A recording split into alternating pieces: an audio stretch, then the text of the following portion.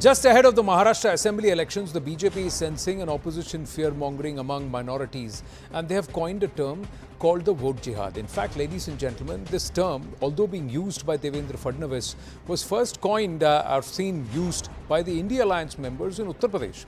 Now, this term has been used by Devendra Fadnavis not once, but often in the last few days. He said that in 14 out of 48 seats, while using this term, vote jihad was evident as per the numbers and the votes that have been polled across these assembly constituencies, and this has been used against BJP in the 2024 Lok Sabha elections. The opposition accusing the Deputy Chief Minister of trying to polarize Hindu votes against the Muslims. Now, as opposition criticized Devendra Fadnavis for polarizing, there were instances which show how netas from opposition ranks used the term to woo minorities ahead of the Lok Sabha polls. Congress's leader Salman Khurshid's niece used the term vote jihad, asking minorities to punish the BJP just ahead of Lok Sabha. Days after Fadnavis used the term, his alliance partner Ajit Pawar has taken a totally different stance. He said that people may say whatever they are saying. I promised 10% out of the NCP's quota in the Mahayuti. 10% of the seats out of the quota of the NCP's portion or allocation in the Mahayuti, and that I will reserve it for minorities. Now, is this a sign of rift, or is this the classic good cop bad cop strategy? हमको vote जिहाद भी देखने को मिला।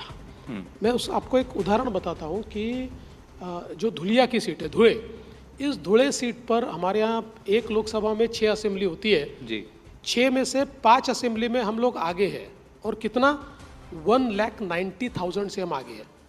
और मालेगांव मध्य ये एक seat पर हम लोग 1,94,000 से पीछे गए और 4,000 से सीट हारे। वहाँ तो हम हमेशा ही पीछे जाते हैं, लेकिन जिस प्रकार का एक रिवेंजफुल वोटिंग हमको वहाँ देखने को मिला, तो एक जो नैरेटिव बनाया जा रहा था, एक माइनॉरिटीज़ में एक डर पैदा किया जा रहा था, तो मुझे लगता है कहीं ना कहीं हम लोगों ने उसको अंडरमाइन किया। मतलब हम लोगों को लगा नहीं कि इस प्रकार से डर पैदा होकर माइनॉरिटीज़ एकत्रित आकर एक रिवेंज वोटिंग करेंगे, तो इसके कारण एक 0.3% का जो फर्क पड़ा, लेकिन उसका सीट्स में बहुत बड़ा अंतर पड़ा है।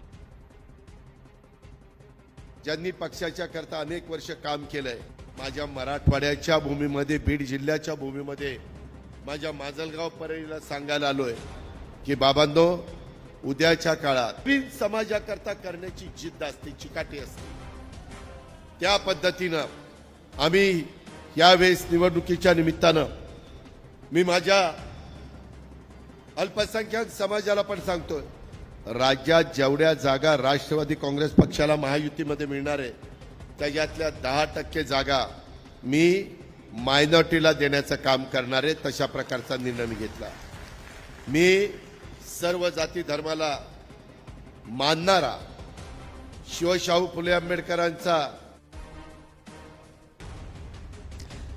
The three gents stay on with us. Lokesh Jindal, you use this as a weapon. You weaponize the Muslim vote against the BJP, so the BJP is calling it out now. That's the argument. Anand, this alliance is an unnatural alliance. Fadnavis Sahab, when he is talking about that you are having, that there was some form of a vote jihad against BJP, he is undermining the failures that had led to the milk, the pastoralists, the milk cooperatives, the onion farmers, the sugarcane farmers, disillusioned by BJP's politics. There has been a complete economic catastrophe, and it is because of this that the people, they routed BJP in the Lok Sabha elections. But what is happening is somehow BJP is trying to polarize the issue, somehow trying to stir up the religious card. But then you are having NCP, which Ajit Pawar ji knows it very well, that what is the right way of politics in Maharashtra, rather in the country. Now, in the present times, Anand, we are having the downtrodden section, the marginalized. They are facing the brunt of the economic catastrophe that we are seeing presently. And he is reaching out to them because he is trying to come to a damage control mode. He is trying to somehow rectify the wrong decision that he has taken. Somehow he is trying to again correct the political future and the mess that he has entered into. But in Anand, in Maharashtra, the situation is very, very dismal for the BJP. And no matter how hard it tries, it is not going to stir up the polarization, the religious card. It is going to backfire immensely. Well, unnatural alliance in the Mahayuti, quite rich coming from the Mahavikas Aghadi. So you have to admit, it's quite classic case of the pot calling the kettle black. But we'll park that aside. The other thing is Goebbels. The Malegaon Dhule seat itself, Dhule as a Lok Sabha seat, Malegaon Madhya, 1,90,000 votes vote en masse for against the BJP. And the overall vote share difference is 0.3. So narrative versus numbers, the story is different. And who polarized whom? Again, this comes somewhere resonates. But Tuhin Sinha, you have a problem, sir. There is a set of voters who feel alienated from the BJP. Now, be it Muslims, otherwise, they're all citizens of the country. They do not want to vote for you. And you have a problem there. You can't blame the opposition for weaponizing that vote, whatever you may say. Fact is, you have not been able to win them.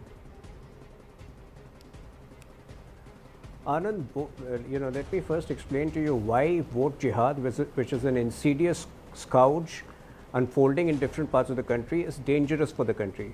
Devendra ji has very clearly explained what exactly is it, so I don't need to get over there. But, it has to be seen alongside the demography war which is unfolding. Just 2 days ago, the Amroha MLA Mehboob Ali made an open claim कि हमारी आबादी इतनी बढ़ गई है कि 2027 में किसी भी तरह से बीजेपी नहीं जीत सकती है.